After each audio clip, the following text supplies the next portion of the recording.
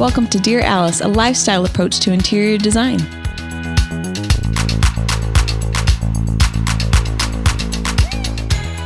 Hello, everyone, and welcome to Dear Alice. We're so excited to have Jesse Carrier and Mara Miller with us today. They are the great Carrier and Company. They have the whole meal deal. If you're an interior designer, you want to be them. They have collections through Laloy Rugs. Congratulations, you guys. They're so beautiful. Century Furniture, which is a real feather in their cap. All the greats have lines at Century Furniture. Visual Comfort, again, like a total designer lineup. And you guys are one of them. Lee Joffa and Soiter Marin. They just launched their new art line in October. So you guys have the full 360 tour of all of the lines, which has to be so fun because you can design with your own products. And then they're also named on Architectural Digest AD100, Elle Decor's A-List, the Luxe Gold List, and they've been published in Vogue, Town and Country, Elle Decor, House Beautiful, Oprah, and World of Interiors, and many others. Congrats, you guys. And then they're also married, and they live in upstate New York, and they share 2 children. So kudos to you, and thank you for joining us on Dear Alice today. Gosh, I already love talking to you. That was such a wonderful intro. Awesome. And then Jesse is the husband, and my name is also Jesse, so that won't be confusing. And then Mara Miller is his wife. And I guess my first question for you guys is, you're married, so how do you like working together? I also work with my husband in our business, so I'm curious to know like your roles and if you guys stay in your lane, if you're pretty specific about you get in your lane because I'm doing my thing, or if you guys collaborate with each other or how it works. Well, you probably know as well as we do. I think it depends on the day that you ask the question. How do you love working with each other? Today. I would say, yeah, today's an okay day. But, I think we're just so used to it. We've been working together now for such a long time. And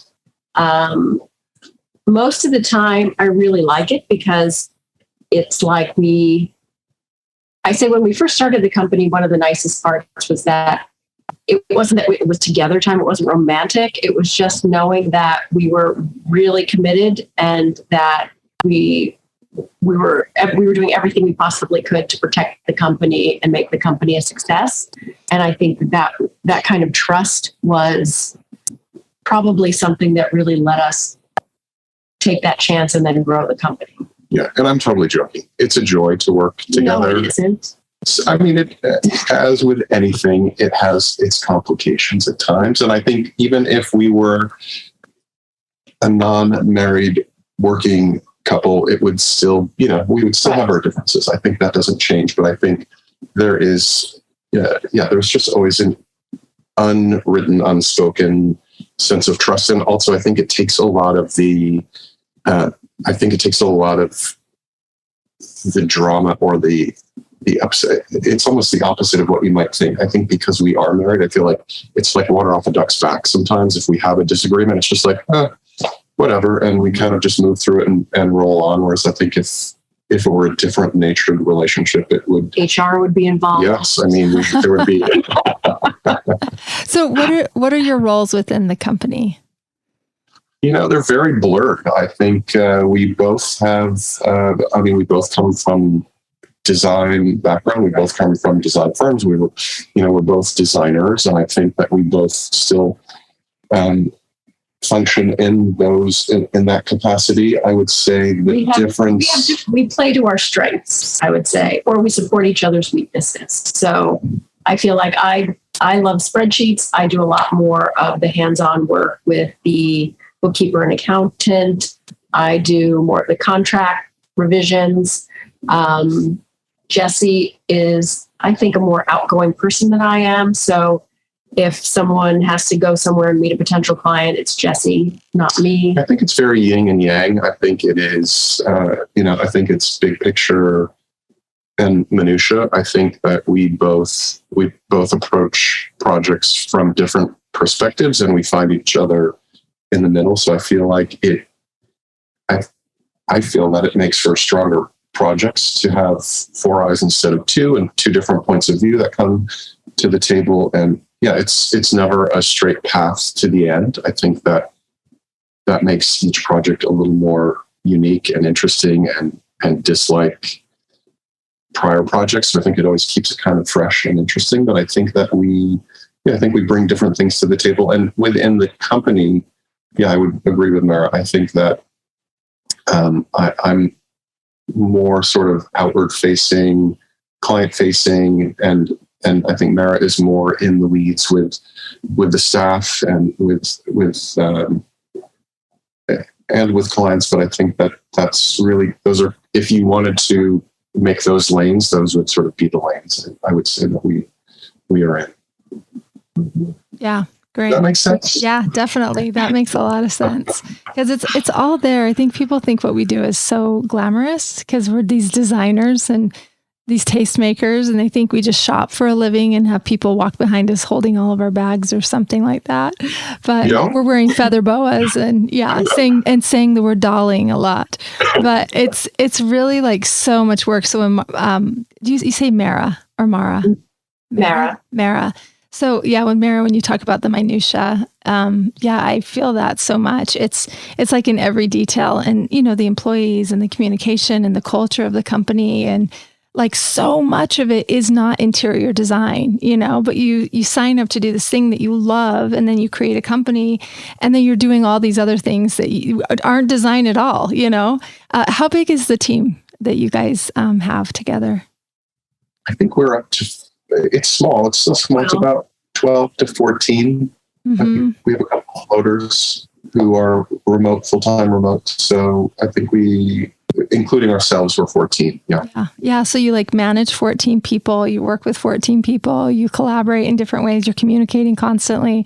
So it's a juggle in itself, and it sounds fabulous, and when we use these words called install, and people think, oh my gosh, how glamorous. You're like, no, we're moving people in. We're like literally moving, and we're sweating. Lifting boxes. And we are vacuuming and sweating and yes, exactly. It's like the most work that you could ever do in one full day. Okay, sorry, back to the podcast. I wanted to know your love story. I think everybody loves a good love story. How did you guys meet? Sure. Well, I think, do we still have two different versions of this story? Like everything, we have slightly different recollections, but we actually met in design school. We were both graduates from the Fashion Institute of Technology. We were both in the interior design program, and there were two different classes or two different tracks basically through that program. And I was in, let's say, the A team, and you were in the B team. And we actually did not meet until our last year of school, when I had to change my class schedule due to an internship opportunity at Aero Studios with Thomas O'Brien. So cool. So I switched my class into this other section, and that's when I met Mara. So we were seniors in design school at FIT. So cool. And who made the first move? Jesse did. I did. You did. It's true. Well, I guess right. So, it was design school. So we were preparing for some presentation. We went to a bar after senior thesis, after our first semester, fall semester senior. You get all dressed up because you're making your big presentation, your thesis presentation to the class. And I think it might have been the first time where I popped in her contacts, put a little lipstick on, got on her sweatpants, and I was like, wow, who's that hottie over there? And it was my classmate, Mara. And I think your story was that it wasn't until I cut my hair. Oh, that's true. You took no notice of me until. Jesse used to have not very long hair, but like shoulder length hair. And it was good, Jessica. I'll bet. I believe you. And he came into class one day with like a short haircut, and all the girls in class, like you'd start the class, or the professor would speak, and then you'd break and you could start doing design work. And like, there was a break and all the girls like went to one table and they're like, Jesse's hair. What do you think of Jesse's hair? We all discussed it. And then, I'm dying. that's when he got on my radar, but it still didn't inspire me to shower or put on makeup until senior thesis. That's I'm a amazing. confident girl. Take me or leave me. My husband and I have this argument too about the way that we met, and it was also a haircut that kept us apart.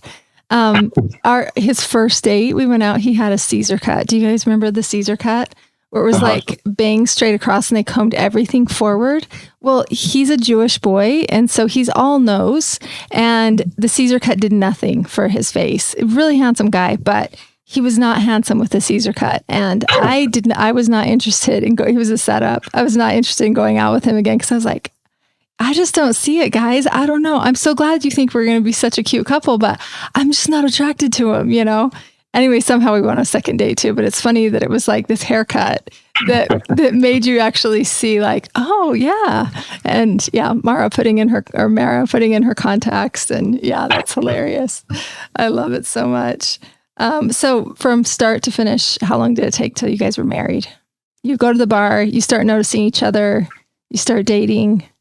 Well, I think that's getting into the next question of the background and the history. So the trajectory was we finished FIT, we graduated. I had an internship which turned into a full-time gig with Aero Studios, and Mara was working at Modern Bride magazine, and then No, I was working at Eichen Kligerman Architects. you were Eichen Kligerman, and we were dating, and we had these parallel career paths where we were working in New York City with top tier design firms. We were very fortunate. I was at Aero Studios with Thomas O'Brien, and then I moved to Jeffrey Billhuber's office. Tom Felicia, Tom Shear, and Mara was. What's that have to do with how long until we got married? Well, because it's leading up to when we got married. I'm trying to give her the full picture of this, the time from beginning to forever after. Jesse, it sounded like you worked for every Tom in interior design available. That's amazing. Wow. I have a title. Yeah, such a cool feather in your cap, though.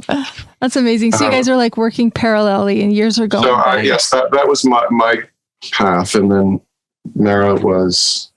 I was at Sills Hunneford, then Marcy Masterson, then Sarah Banger, until we started off. And then so it was somewhere within. I don't remember where I was. I was at Jeffrey's. You were at Sarah's.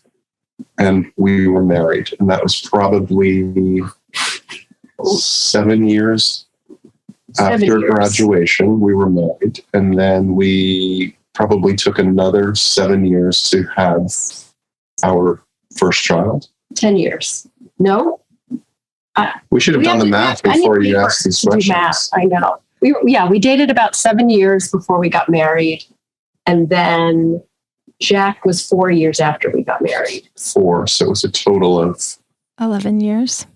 And that's basically it was really with the birth of our first child, Jack, that I don't know why we thought at the time that it would be a great idea to have a baby, buy an apartment, quit our jobs, and start a business all at the same time. But we did it. Hey, don't you find that always happens? There's like this trifecta where like everything's coming to a head and you're like, throw one more on. What's it going to be? It was a little bit like a runaway train for sure. And I think it wasn't, I guess all that is to say, it wasn't a plan. It was really more of a reality, because we were still at that time when we had Jack, who is now 16. We were, Mara was doing a project in St. Bart's, and I was maybe in Nantucket, and we were on different schedules in different parts of the world on different projects on other people's schedules, and enter this little baby. And I think that our thinking at the time was, if we can pool our resources and start a business together, we've got some supportive clients who would be happy to launch us. At least we would have some control over our own schedule, which was the biggest myth of all times. That's hilarious. But that was really the beginning of the Carrier Company, was the birth of Jack Carrier. Yeah, that's amazing. So Jack, you guys have been doing this together for 16 years. Yeah, that's amazing. And then you guys have another baby and we have a little girl named Natalie who is 11. Cute. That's so fun. So you guys are busy. I also have 2 children, and my kids were 7 and 3 when we decided to start the business. So we had one in school and one not in school. And then you're like, who's going to raise our kids? Because we're both doing this together. Yeah. So they just raise themselves. I feel like self-raising. It's like bread. It's like raising bread, right? It's all self-rising. Yeah. Oh my gosh. So crazy. Okay. So, I met the Carriers at their launch with, Century, and was so excited to meet you guys. I have your book. I actually have 2 of your first books, and I understand that there's a second book coming out. Did I hear that? There is a rumor that there's one in the making. Yes. Yeah. When will that one hatch? I would say we're probably a year out. Yeah. So you guys are designing things, you're collaborating, you're raising up 14 employees, you're writing books, you're designing lines for every part of the home. That is amazing. Yeah. You guys do not sleep. It's a real snooze over here. That's amazing. Congrats on all your success. It's so cool. Thank you. Yeah. Thank you. Okay. Normal question for a designer to ask another designer is, where do you find your inspiration? Gosh, as much as we would like to say we love to travel, we find so much inspiration in, we're pretty homebound between the office and the family. I would say that, we live in New York City full time. We're up in the country on weekends. I think we have always found a lot of inspiration here in our backyard in New York City. I feel like we have the advantage of some of the best museums that we can visit. I think it's an inspiring place to live. And I think on weekends, when we get the opportunity to go upstate, as you had mentioned, we have, the bucolic countryside, which is a little bit of a respite, but also inspiring. And I don't know, that's maybe not the most exciting response, but I do find that... I find that at this point, the restorative stuff is maybe the most important thing to be able, for us, I know decompression really happens when we're outside and we're upstate. Jesse Gardens, I like to hike. And I think it's just kind of a grounding because there's a lot of visual. It's like what we do is visually exciting, but it's sometimes overstimulating. Mm-hmm. And now, we're in the habit now of, even at night when we're relaxing, we're basically on our phones, just shopping, prepping for the next day. So we're kind of always looking and thinking. And just to have these pauses is maybe the most important thing I'm finding.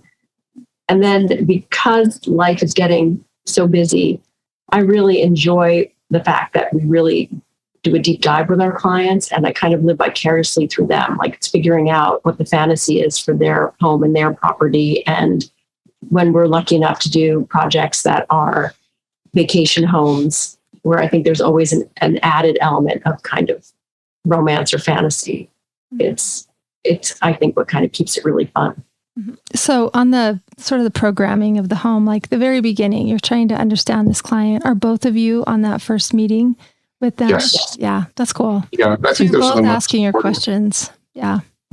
Yeah, and I think that is really important, that deep dive into the programming. It's not just about pretty pictures and inspiration, but really like how do you live, and who's coming over, and what are you cooking, and who's cooking, and how often, and sort of getting into, there's definitely a little bit of anthropology in what we do in terms of just, learning about how people are actually living in these spaces. And I think our approach is really not about, yes, of course we want it to be beautiful, but we certainly want it to be functional and representative of the end user. Yeah. And do you find the more that you learn about each individual client, you're sitting down with them, you're learning how they live, do you find it so fascinating that one to the next is different? Or do you find that their rhythms are all pretty similar? I think they are wildly different. Yeah. Yeah. Yep. Yeah, same. And fascinating too, right? Because then you start thinking about the way that you're doing it and the way that you're waking up each morning and your ritual versus the way that they do it. And you're like, I should try it their way. That sounds really fun. Yeah. Like they do get to have, I feel like we're so restricted with some of the things that we're trying to pump out and do that we forget to actually live beautifully, right? Because we're so working hard at getting them to live their ultimate life. So you're like, I just want to come over to your house and hang out because you've got it all figured out and it's already designed and everything's broken at my house. So yeah. Well, isn't that the truth? I feel like it is very much the cobbler's kids. It's sort of like people. We get lots of requests to see our apartment, see our house. Or editors will say it would be great. We should do a feature, and the answer is always. Ask again next year. That renovation hasn't completed yet. It's I feel like everything's last on the list of things to do. It's always your own home, your own project. At least in our case. For sure. I remember talking to a client once and she was saying, I don't need a microwave in my house. She's like, I'm not getting fat on Hot Pockets. I'm fat because I go to the finest restaurants in the world. And I was like, we're eating Hot Pockets at my house. And we definitely are using our microwave. But I'm like, good for you. You don't need a microwave. You're so rich. I love it. Yeah. It's awesome to see how the other half live, isn't it? And so fun too, to be trusted with all of that information. You really can ask anything in a first consultation and all that programming in the name of programming, I feel like. So that's super fun. What do you guys find most fulfilling? I'm sure it's different for both of you. So both of you answer it. What do you find most fulfilling? Fulfilling in what context? Just in general. It can be any part, just like it's so fulfilling for you. You just, whatever it is. It's a wild range. Like I am obsessed with my dog, who is not the nicest guy. He's not the nicest guy. And that just makes me love him more because I think he needs more love to heal. What kind of dog is he? I don't know.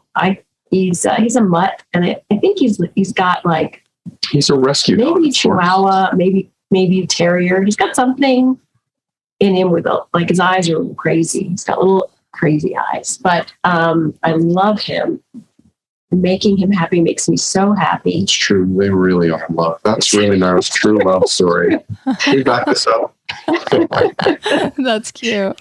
And I just love, I love it when, for me, if I organize a shelf and it gets to stay that way, I go back and look at it for a whole week. If I can get all the paper products on one shelf, you see where the minutia comes. Doesn't mess it up.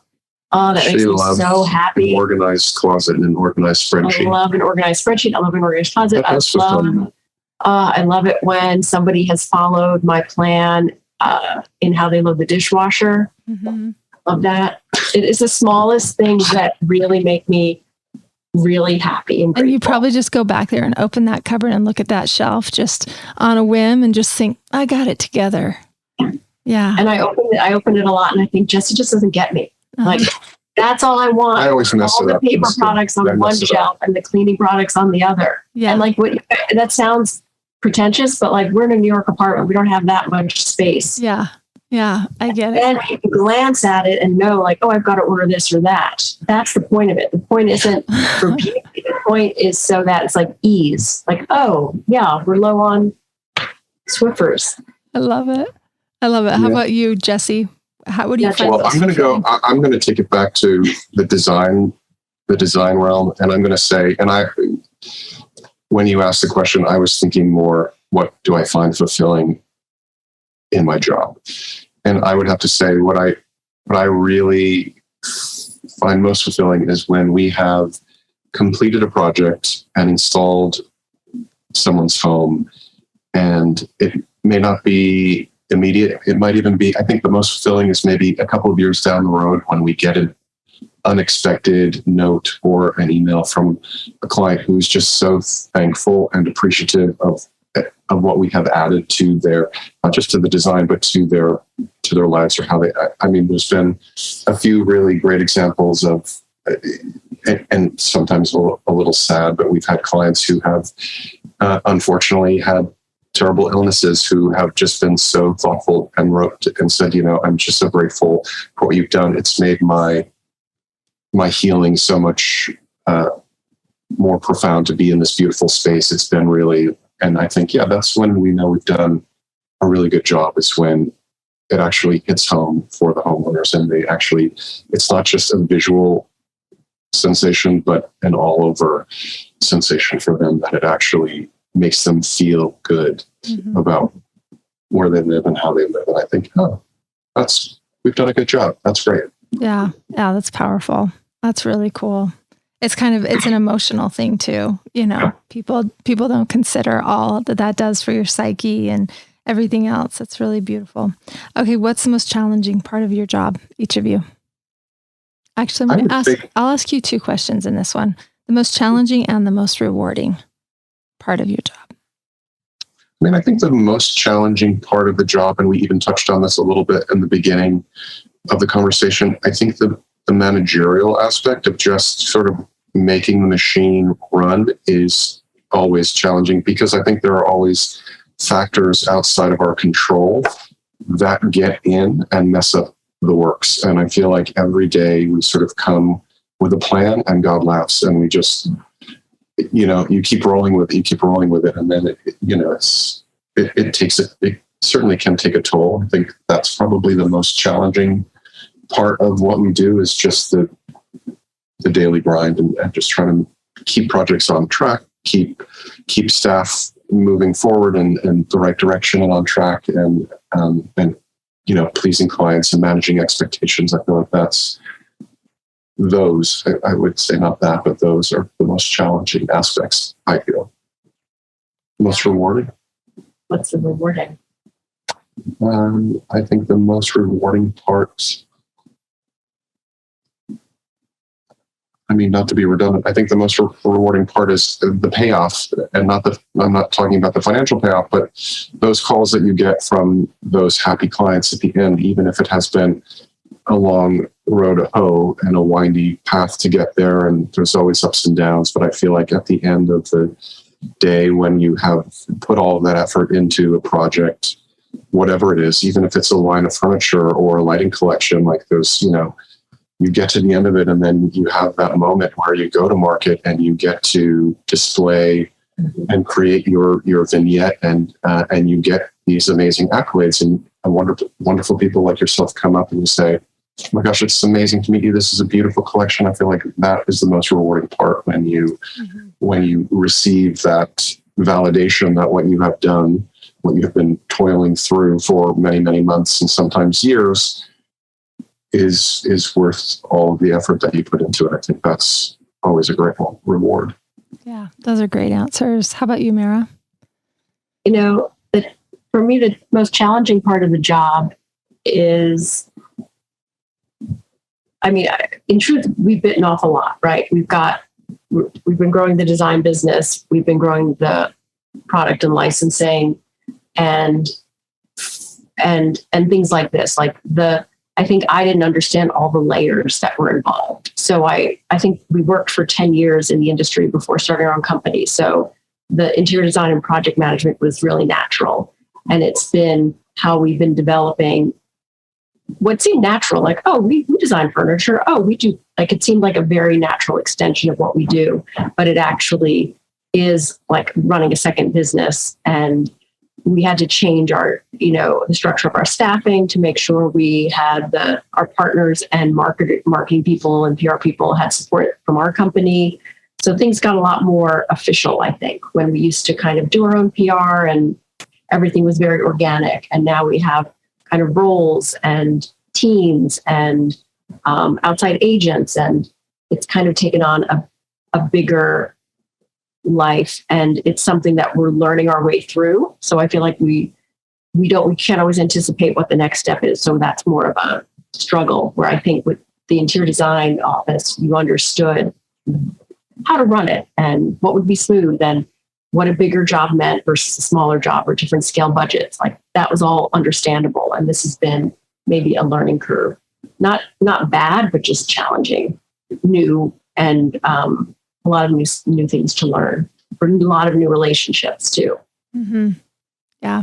And we learned, I just like that, especially in some of the showrooms, we'll have like the sales team come over to meet us, and then they'll leave and we'll hear like, oh, they are nice. Like we're from New York, and apparently New Yorkers have a bad reputation. Oh, that's funny. And we'll hear it over and over again. And we'll have salespeople like bringing buyers to meet us.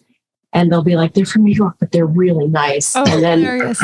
Well, you're people because you're in the design business, right? So of course you're nice. That's funny. So there's a lot of pressure to like represent New York when we're down in North Carolina, represent play nicely. But and what is the most fulfilling? Lately I've been really excited about when we're working on projects. I get excited, like, we're a family, we've built a family. We do a lot of family projects for young families that are growing. But I get really excited now when it just feels really intimate when there's parents and they are doing things to plan with their adult children. And we've had a couple of projects like that now. And that, I think, is really exciting because it's a little different when they're younger and they're hopeful of what their family life is going to become. It's different than, like, we worked on a project in Martha's Vineyard where they developed they developed a second property so that one day each child would inherit a property. And it's kind of like being I feel like it's like an extension of their love. It's really nice to be involved in those type of projects when it's so thoughtful and heartfelt and generous and meaningful. Yeah, and generational. That's beautiful. How cool. Okay, what's your favorite thing to collect? I collect everything and get in trouble all the time. Mara's always trying to cut me off from my auction addictions, but do you like hide it somewhere? Do you like hide it in the office? Because if you bring it home, I can't hide it anymore. It's everywhere. It's everywhere. It's borderline hoarding. No, I love to collect any kind of pottery that I can get my hands on. I'm a pottery junkie. But let's be clear, he's not collecting like a stamp or a maker. It'll just be like a green pot. Yeah, just a beautiful thing. I like to collect. Do you grow a plant in it, or is it you just love it as a vessel, just open and? Just as a vessel, it might be a vase. It could just be like we have a beautiful big urn that I love. That's on one of our entry consoles that just gets the dog leash and dog harness kind of go in there. And sometimes the kids throw things in there. It might be a big bowl of mail, catalogs that come in. I don't know. It just, pottery, cash and carry kind of thing. So, it's like, I can instant gratification, right? You don't have to wait for it to come in. You just saw it, you fell in love, and you rescued it, made it yours. Yep. I love it. How about you, Mara? Do you collect anything, or do you mostly get rid of stuff? She collects animals from like shelters. She has 2 rescue cats, a rescue dog. You have a big, huge heart, Mara. And I guess, part of it is we're in the business of stuff, and I do love stuff and like beautiful things. And I've occasionally buy some things, but I know I have actually like a hoarding instinct, which is it can't go somewhere bad. Like we rescue things, and then it can't go somewhere where it might get destroyed. So then I can't give it away. Like if a friend wants it, if somebody's getting a new home, sometimes a friend bought a house and I was like, come to our basement, take a look. Like, what do you want? Like, because I'm happy for it to go somewhere else. But it can't just get dumped. And so that has actually slowed down. Like I try not to bring things in now because I know I'm like emotionally attached to all these things. That's really sweet. I love that. So kind of put the kibosh on it. Yeah. So I'd like to pivot to jewelry. I think that's the answer. Jewelry. Yeah. There's always room for jewelry. that's what I think I need to do. Yeah. Yeah, that's good. I love it because there's no more room for pets, especially in the city. Yeah. I could fit so much jewelry in a small box. Yeah, definitely. I love that. I do feel like as designers, we love all the pretty things and we do want to rescue it all. And so then you're like, oh, shoot, I'm going to have to redo my house because the stuff I like doesn't go with what I've got right now. So I don't know. You guys always like putting things in the blender and spitting it out in a different way all the time. And I'm just always doing that with my own house. I'm like, oh, put it in the family room, move that back to the living room. It needs to change because I can't live like this anymore. You have to circulate your collections. Yes, for sure. Change it and then change it again. Okay. I'm going to wind it down with a question we ask everybody that's on the podcast. And that is, what does luxury mean to you? So for instance, I read, I can't remember which magazine it was, but they asked Martin Lawrence Bullard this question. And I loved it so much. I'll tell you this story while you guys be thinking of what luxury means to you. He said for him, luxury means not saving anything for best. So he says, I use my Hermes butter knife every day of my life. I get out all my best stuff. I use it all the time. I don't want to save it for a special occasion, but that is luxury to me, is to live with all my best stuff all the time. So I felt like it was such a fun answer to ask designers. So now everybody that comes on the podcast, we say, what does luxury mean to you? Now, I think for me, that's an easy answer because I think luxury is, for me, equals ease. I love that. Yes. It isn't necessarily about the provenance or the quality of something, but if it's making my life really kind of seamless. And in a way, that's why I like that. We'll go full circle back to like the paper product shelf. Mm-hmm. Like I just love not having to struggle. I think that's like, the programming of a home, the way the closets work, if the millwork is designed properly, like all of that to me creates luxury for the user. And for me, that's the peace of mind. Mara, I imagine in your business that you probably create more processes, right, than anybody, because it will make the way you do things easier if you just follow this process. I feel so heard right now. I feel so heard. Yes, I love it. I love it. Do you want a job? I need you. That's awesome. How about you, Jesse? What's luxury? What does luxury mean to you? I think luxury is comfort. I think that, as Mara mentioned, I feel like we, for whatever that reason is, maybe because we are a family, we do get a lot of family-oriented projects.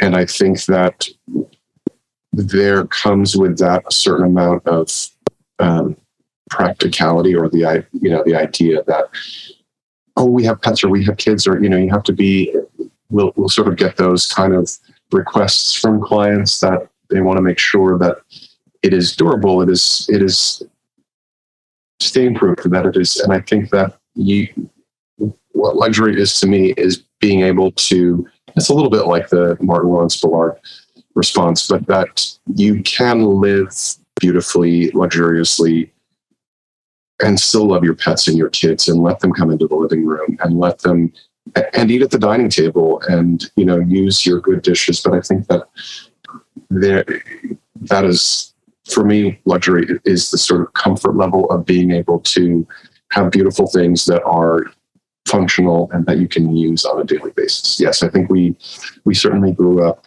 in an era where there was the living room that you didn't go in except for holidays, or it was like somebody, some aunt had a house where you couldn't step on that rug. It was like only for Christmas or Thanksgiving. And I think luxury for me is using those spaces all the time, never thinking twice about it. And it's okay to use things. It's okay to, luxury can get worn out and you just replace it. That's fine. Yeah. It doesn't have to be so precious. I love that. That's how I feel about wearing shoes in the house. I'm like, please come in. Don't take off your shoes.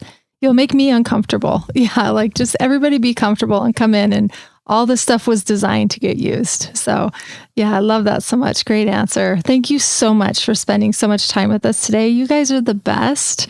And I could have the time to actually spend with you. I feel like a couple of times we bumped into each other at market. There's just, you've got those 5 or 10 minute intervals of going through the circle. So it's nice to be able to spend some time with you. Thank you for your thoughtful questions. Yes, of course. Well, appreciate you guys. Admire everything that you're doing. It's so profound, so beautiful. Carrier and Company was so needed in the market. So thank you for having the courage to get in the arena and to do it, because you're doing it really, really beautifully. So thank you for joining us today. And those of you that don't know about Carrier and Company yet, you need to follow them on Instagram. They are at Carrier and Company. That's CARRIER and Co. And then their book is Carrier and Company, Positively Chic Interiors. So you can check them out that way. And thanks again for joining us, Mara and Jesse. Thank you, Jessica.